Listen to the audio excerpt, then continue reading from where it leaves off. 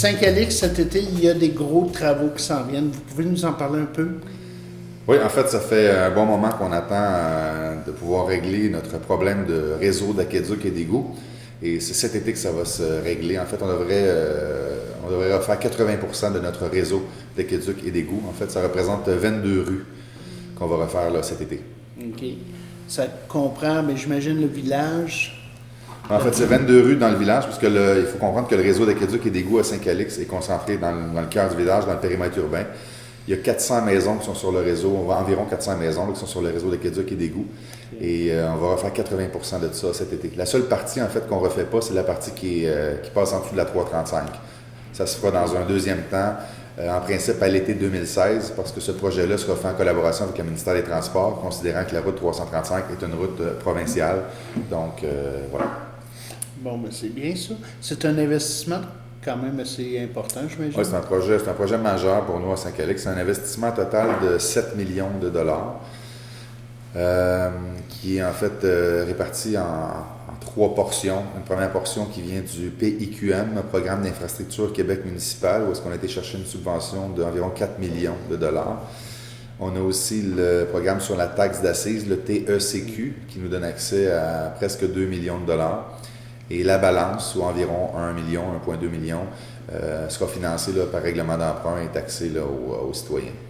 Puis, je pense que ça s'en vient, les appels d'offres sont lancés pour... Oui, on est en appel d'offres actuellement pour les services techniques, en fait, pour avoir le bureau d'ingénierie qui va préparer les plans et devis pour aller en appel d'offres par la suite pour trouver l'entrepreneur. Et aussi pour la surveillance des travaux. Pendant tout le temps où les travaux se feront, on aura une firme d'ingénierie qui sera là pour surveiller, pour s'assurer que les travaux sont faits de la bonne façon et qui respectent les délais, l'échéancier qu'on aura installé avec eux. Okay. Vous prévoyez faire une pelle de terre, genre? Les travaux devraient commencer, en principe, sur l'échéancier, les travaux devraient commencer en début juillet pour se terminer vers la mi-fin octobre. Okay. Ça devrait être comme ça. Peut-être point important à souligner, comme je vous disais tantôt, il reste comme 1,2 million à financer. Si on finance ça sur 20 ans, on parle d'un remboursement annuel d'environ 50 et 60 000 $ par année. Pour votre information, actuellement, juste en bris d'aqueduc, on dépense environ 100 000 $, entre 100 et 120 000 $ par année en réparation de bris. Considérant que le réseau sera refait, on imagine qu'on n'aura plus cette dépense-là. Donc, l'argent qu'on utilisait pour réparer, on va plutôt l'utiliser pour rembourser le règlement d'emprunt. Donc, en fait, c'est-à-dire qu'il y aura 7 millions de travaux et ça n'aura aucun impact sur les comptes de taxes des citoyens. Même ça va être une économie. Ça devrait en principe même être une économie. Mais je vous dirais que je ne parlerai pas d'économie parce que la différence, quand on fera le deuxième projet pour la route 335, là, on utilisera la différence. Mais là, à ce moment-là, on aura un réseau refait à 100% et avec à peu près pas de frais là, pour les citoyens. Okay. Donc, présentement, les problèmes sont plus sur le 335 ou où est-ce que les travaux vont être faits? En fait, les problèmes sont partout. Pour reculer en arrière un petit peu, nous, en 2011, de mémoire, on a foré un nouveau puits parce qu'on avait d'abord un problème d'approvisionnement. On n'avait pas assez d'eau. On avait déjà 4 puits, mais les 4 puits ensemble ne réussissaient pas à fournir de l'eau à tout temps, donc on manquait de l'eau régulièrement. On a foré donc un 5e puits. Et bonne nouvelle, ce 5e puits-là fournit plus que les 4 autres additionnés et une eau de meilleure qualité aussi, donc qui ont besoin de moins de traitement et tout ça. Donc, premier, on était bien content. On a commencé à régler notre problème comme ça. Une fois qu'on a un nouveau puits, il faut avoir une usine qui le traite bien.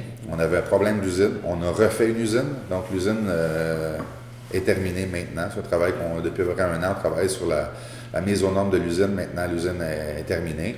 Donc, on n'avait pas d'eau, maintenant on a de l'eau.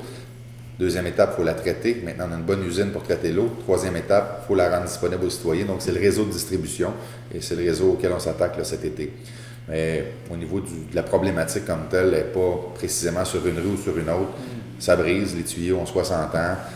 Ils ont manqué d'amour pas mal, fait que veut pas, avec le temps, ben voilà, ça brise, puis on est pris à couper l'eau, puis là, ben, tant que le bassin remonte, puis là, ben, tu pognes des fonds de ligne, fait que l'eau est jaune, puis tu sais, on va faire en même temps, on va en profiter pour faire des bouclages de réseau. Il y a certains endroits où le réseau finit comme en cul-de-sac, là, le réseau n'est pas bouclé à différents endroits. Ce que ça entraîne, c'est que des fois, il y a de l'eau qui stagne.